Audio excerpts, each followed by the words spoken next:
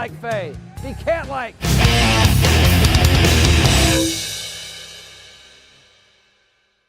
Hey, welcome to this week's episode of 5 Sets with Dave.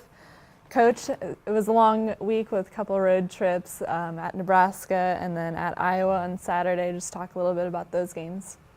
Well, it was our first attempt at taking a flight, coming back home on Wednesday, regrouping briefly, taking another flight, and coming back home. And I can say this, that the flights were both nice. Hotels were nice. Everything from that standpoint was right on schedule. We just didn't play well enough in either match to come up with a win. And Nebraska really starting to put things together at the right time, and they played a real strong match against us. And then we went to Iowa, a team that I think many of our fans were expecting us to beat up there. But they're playing very well. They've won 5 matches in a row, Iowa has. So, and really should have been 6. They were up 11-9 on Illinois in Game 5 and let that one get away before they started this streak of 5 wins in a row. So, it was a little frustrating because I didn't think we played real well at Iowa. You have to give them credit for that as well, because they're big and physical and so much better than what I think people were led to believe to start the season. So credit Bon Szymanski for doing a great job with them. John Cook, whose team was struggling about 3 weeks ago, he's resurrected that ship. And they really put a hammer on Indiana on Saturday too, held them to about below 100, and then they hit 525. So they're playing well. Everybody is really concerned about, maybe that's one of your next questions, about where we are. We're struggling from a wins and loss standpoint, but the 5 teams that have beaten us, okay, when you include our match and what they've done in the last 3 weeks, they're 27-3. Those teams have won 27 matches and lost 3. So we're playing some pretty solid opponents right now. And now it's a matter of us trying to withstand that hit that we have taken and generate some confidence and some energy and go into these last 6 matches feeling like we did when we started the season.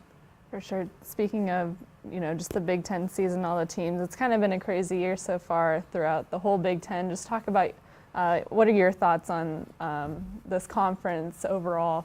Yeah, I'd be happy to talk about the conference. I think that right now, without a doubt, there are 2 conferences that are really taking the country by storm, and that would be the Pac-12 and the Big Ten. I would give a slight edge to the Pac-12 this year. I think that we have been a little bit better conference the last several years, but when I look at the scores and what the results of what's happened and watch those teams play, there's some really good teams and good depth this year. I think we got great depth as well. The difference being is that our conference is very young. When I start looking at the future, I was talking to our Associate Athletic Director, Calvin Williams, and I started looking at all the teams and where they're going to be next year and the year after that. They're going to be better. Every team in our league will be better next year than they were this year. And then we don't lose a lot that year either. So it's going to be a real war. So, you lose a lot of sleep if you think about it too much.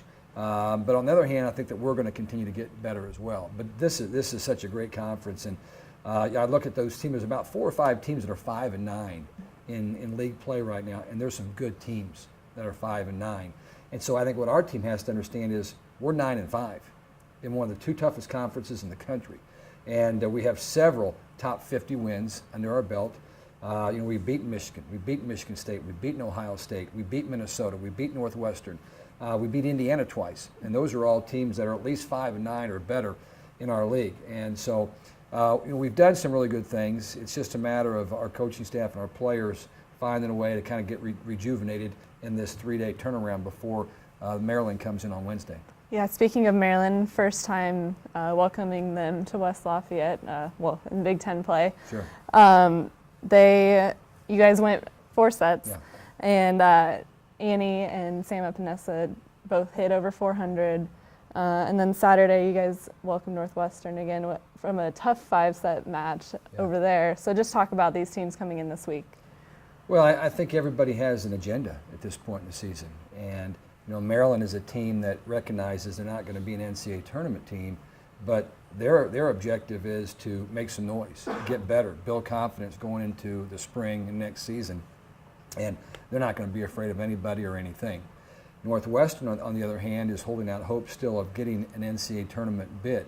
I mean, they beat Illinois last Wednesday at home, and they know they can play with us because they always do, and they did at their place earlier. So they'll be tough matches, and until our group really starts to get that feeling back, that feeling of belief, and that they're a really good team, it will be a struggle no matter who we play.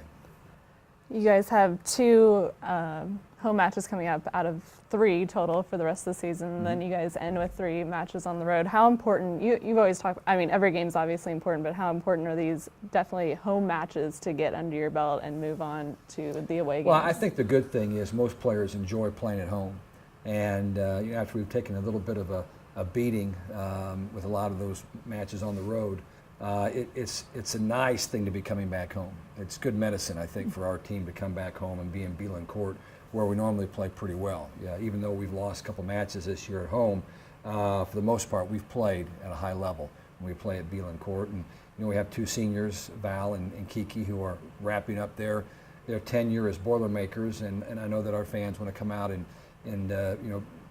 give them a nice tribute because they have done a lot of great things for us. Those are 2 players that have helped raise the level of our volleyball program and have been great in the community and great here at Purdue. So their time is running out as far as matches here at Purdue. But they're all important, whether they're at home against a top-ranked team or on the road against anybody. Every match, as you find out when you try to get yourself tournament eligible, they're all very important. Yeah. 6 matches left. What have you learned about the team? Well, it's a great group of people, but they're human, and they're going to have ups and downs throughout the season, just like coaches. They're not any different. I think that we have really, really good depth on this team, and at times we've gone to that, and it's almost complicated things a little bit for us because we have so many talented players. I like the young players and what they're bringing, but at this point in time, it's not going to be the young players that take us to the promised land. It's going to be Val Nickel, Kiki Jones, Annie Drews, Sam Epinesa, Amanda Neal, Fayette Elijah, Kate Workman, Kaisley Fisher. Those players who have been around here for, this is at least their 3rd season here, those are the ones that are going to have to take us where we want to go at this point in time. And the young people just have to bring energy and enthusiasm and just jump on board and do what they can to help us get there. Because, yeah, they've got talent, but this is new for them. We're fighting for our NCAA life. I think we're in pretty good shape, but until I see our name up on a screen that says we're in the tournament, I'm always going to be, a little bit nervous about it. So, we need those veteran players to really, take the bull by the horns here late in the year and make some good things happen. Yeah. Well, good luck Wednesday and Saturday, and hopefully everybody will make it out to watch the last 3 home games of this season. And thank you for joining us on 5 Sets with Dave.